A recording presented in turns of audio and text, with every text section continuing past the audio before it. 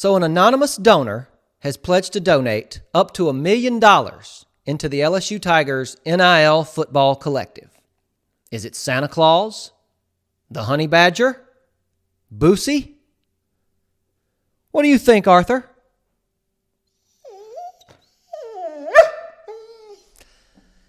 In the words of Kevin McAllister, I don't think so. We're talking LSU football in the transfer portal, the New Orleans Saints, and the college football playoff. I'm Ruddy Rutledge, and this here is some Bayou football.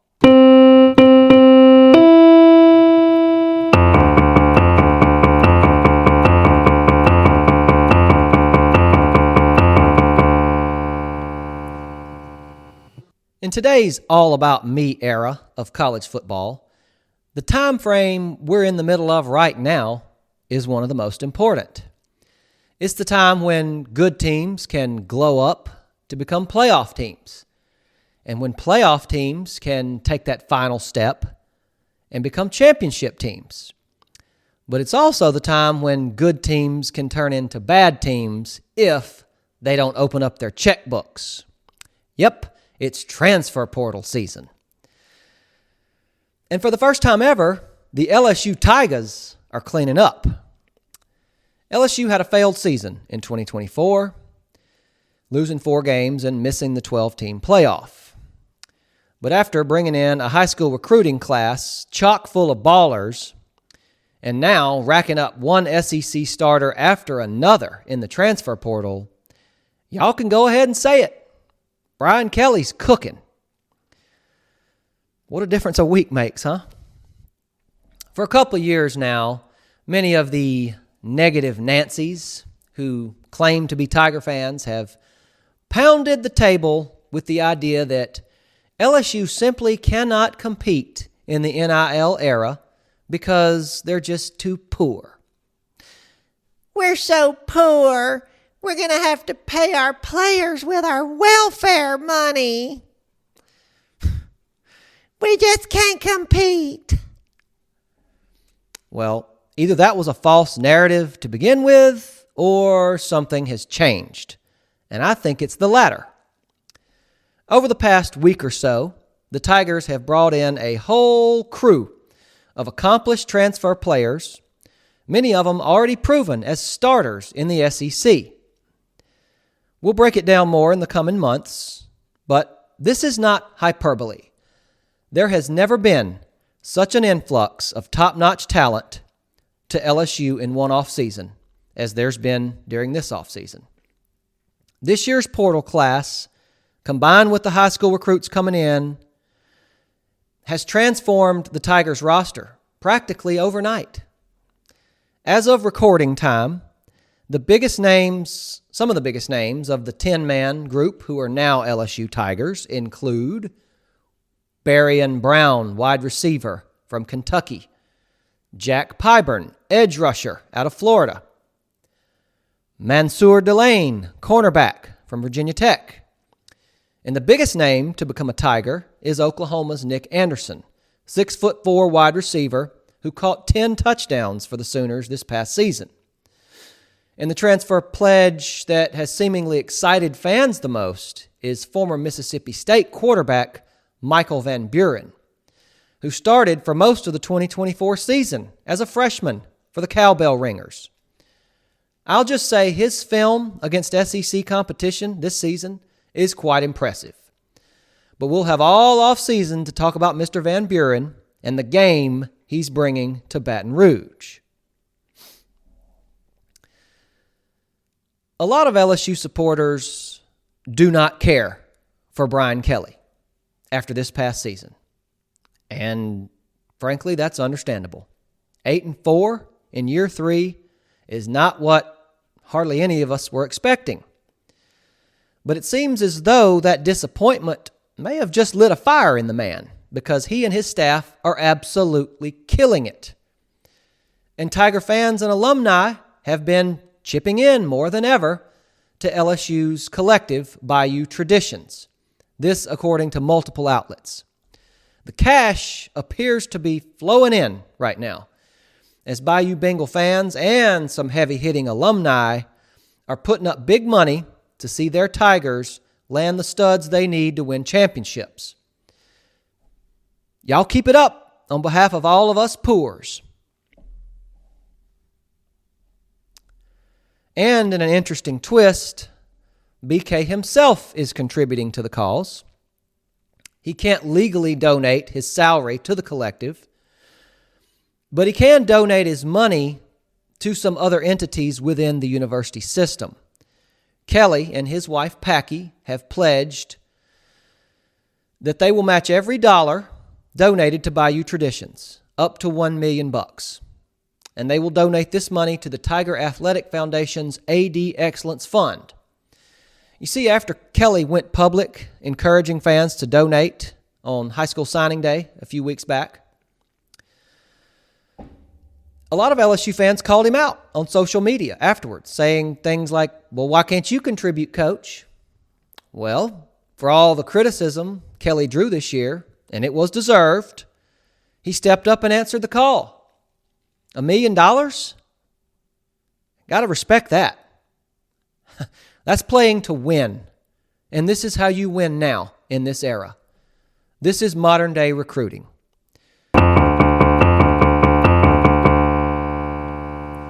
Unfortunately, recruiting is no longer about building relationships with players, convincing them your school is the best fit for their future, nor is it about convincing parents that you're going to help their boys turn into men and all that fluff.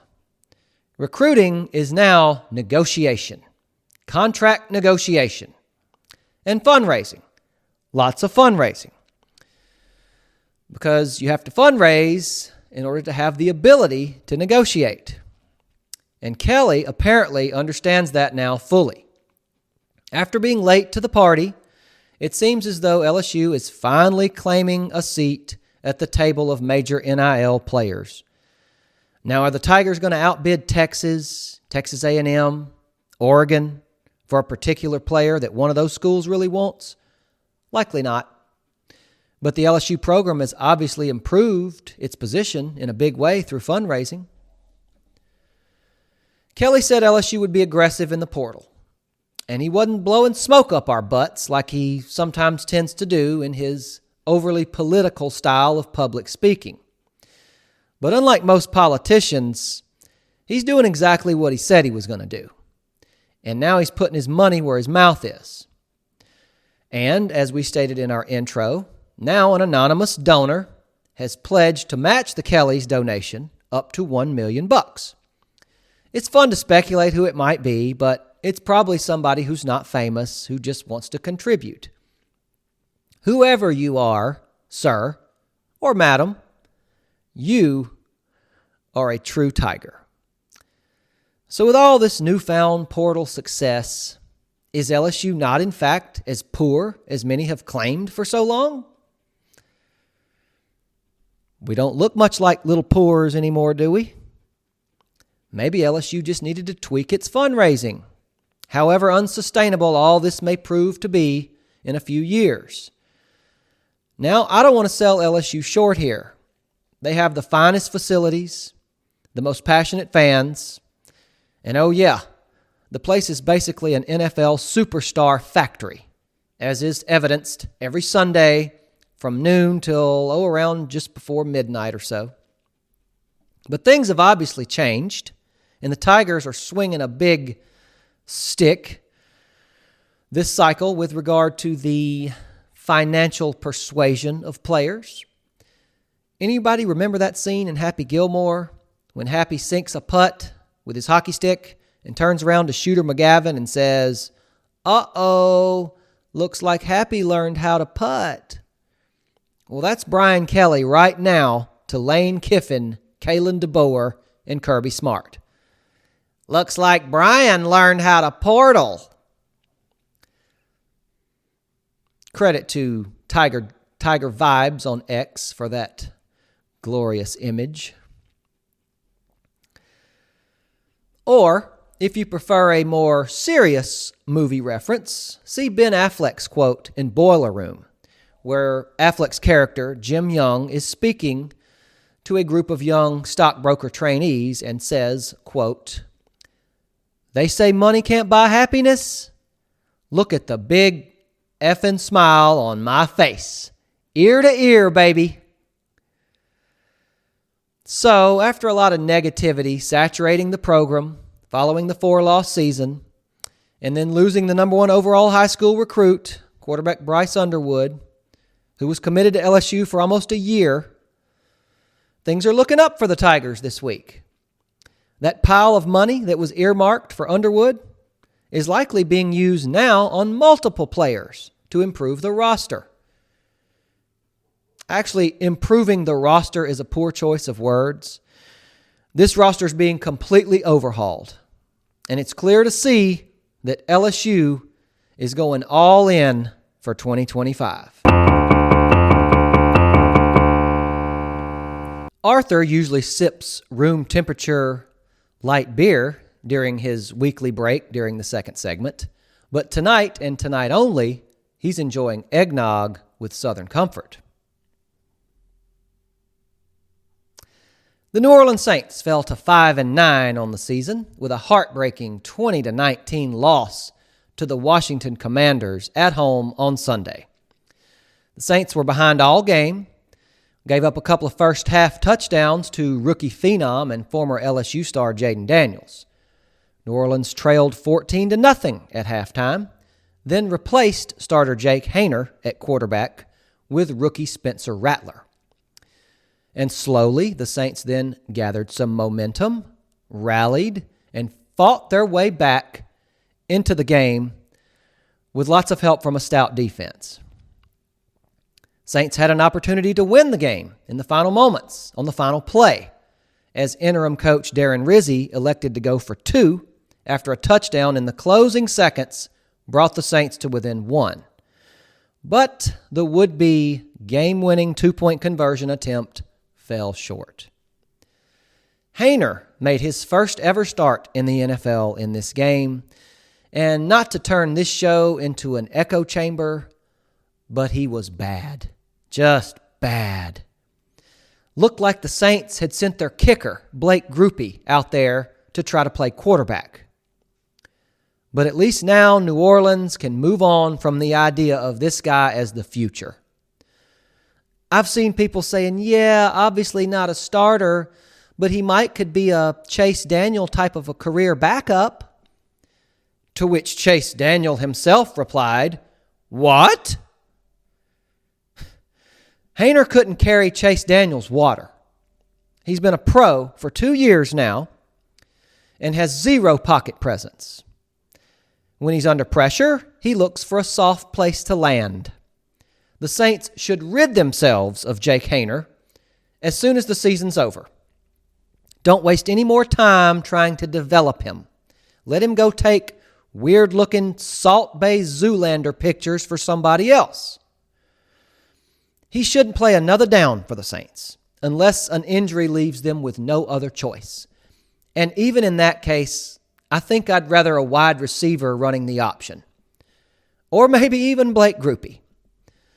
Unless, of course, the Saints decide to tank for a higher pick. And I know neither Darren Rizzi nor general manager Mickey Loomis is going to want to go that route. Loomis probably thinks the Saints are just an injury or two away from being 12-2 at this point. He seems to have an overly idealistic perspective on this Saints current roster, and more fans are starting to view him as delusional. But either way, we should get a long, extensive look at Spencer Rattler over the course of these last 3 games, with Derek Carr likely, possibly, maybe being out for the season. Nobody seems to know for sure. As for Rattler's performance on Sunday, started out slow, struggled to move the sticks, but slowly improved throughout the course of the second half, and he played very well on the final drive of the game. Led the Saints to a touchdown with the game on the line. He did not play well in his earlier starts this year, but he is a rookie who was playing behind a decimated offensive line in those games. and at least he doesn't play scared. Interim coach, Darren Rizzi.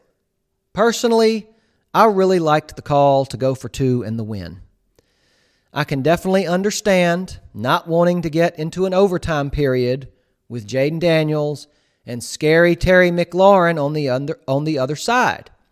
So no complaints there from me. But I did have a problem with Rizzi in his decision to start Haener at quarterback. Proved to be a terrible choice in hindsight. But Rizzi probably felt he needed to find out what he had in Haener. Gave him a half. Again, not defending the decision. It was a bad decision. It was the wrong decision because Haener was terrible. But just saying I understand the thinking behind it. And to his credit, Rizzi did give Haener the hook. He didn't let him continue to stay out there and stink the place up. And he replaced him before the game was completely lost, giving the Saints a chance. But this was not a good game for Rizzi's chances to be named permanent head coach. He's now 3-2 at the helm in New Orleans, and with 3 games left, the Saints aren't technically eliminated from playoff contention, but they might as well be. It ain't going to happen. And everybody that watches this team play on a weekly basis can see that. Everybody except Mickey Loomis. We can still get in, Mrs. Benson. Let me tell you how. And so Rizzi's time as head coach of the Saints could very well come to an end when the season's over, unless he finishes with 3 straight wins and other candidates turn the Saints down. I just don't see it happening, though, him getting the job. Next up is Green Bay on Monday Night Football at Lambeau Field. The Pack is 10-4 under standout quarterback Jordan Love, and they can clinch a playoff spot with a win over the Saints. It's always fun to see the Saints playing on Monday Night Football. Brings back memories of the good old days when the Sean Payton, Drew Brees Saints were capable of lighting up any team in the league on national TV, including Bill Belichick's Patriots. Ah, memories. So enjoy what football there is left, Saints fans. This team is going to do all it can to win games, so might as well enjoy the ride and enjoy the football. College football playoff starts this weekend, and while I'm still bitter about the Tigers not even being in the running to make the field, I will be watching this weekend as college football playoff games will be played at on-campus stadiums for the first time ever. Can you imagine a night playoff game in Death Valley, the real Death Valley? Like, bring your earplugs and your poncho, to cover yourself from all the bourbon being hurled through that December fog rolling off the big river. Of course, leave it to college football to do something good, like expanding to 12 teams, and then doing something totally asinine, like setting up the seeding and first-round buys in a way that's totally nonsensical and unfair. Let's get into it. Put the college football playoff bracket on the screen, please, Arthur.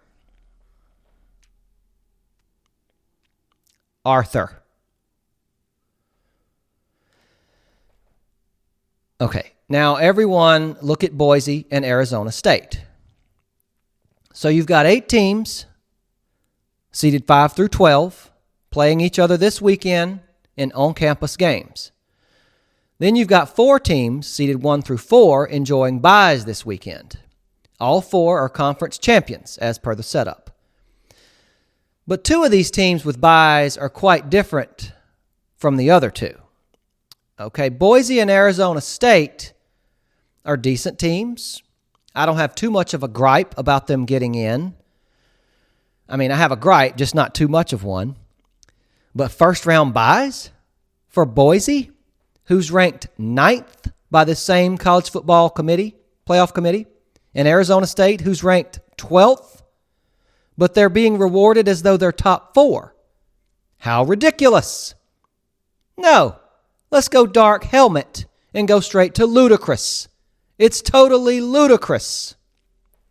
What a flawed way to hand out a first-round bye.